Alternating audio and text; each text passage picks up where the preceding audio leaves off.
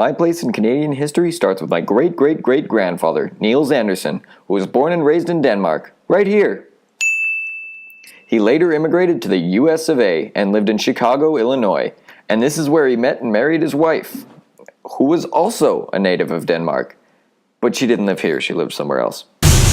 They then decided to take up a homestead near Flaxton, North Dakota, and set up a lignite coal mine. They also had 7 children, 5 boys and 3 girls, while in the US.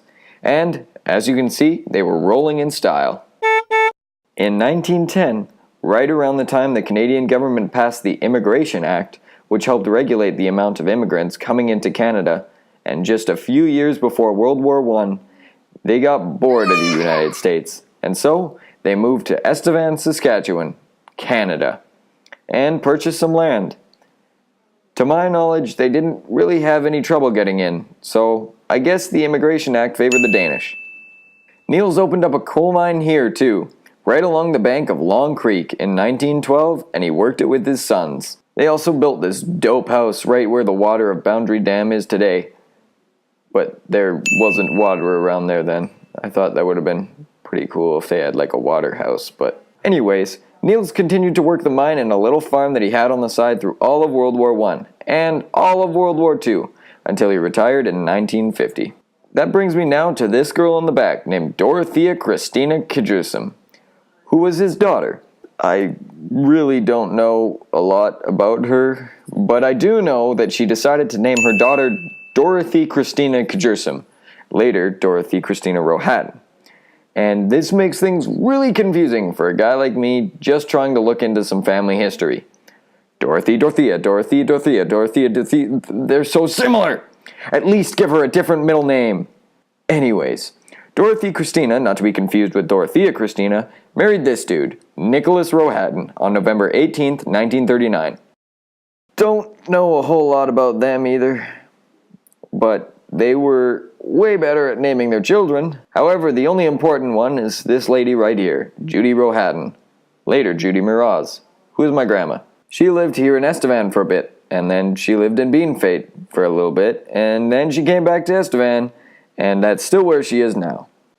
And hey, do you remember that cool house from earlier? Well, it's not a water house anymore, and guess who lives there? Yup. Eventually, she met my grandpa, Gary Miraz. Interesting fact, they both went to ECS the first year it was open, and they had to start in October because they were behind on construction. They were still building it when they went to school. They even had to go to school on Saturdays up until around Christmas to make up for the lost time from construction.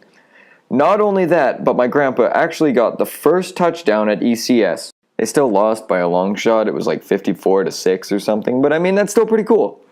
Anyways, eventually, my grandma and my grandpa had my mom and my uncle, Mandy and Mark. My mom decided to follow the family trend and decided to stay here in Estevan. And so did my uncle for a while until he moved to Balgony a few years ago, leaving us all behind.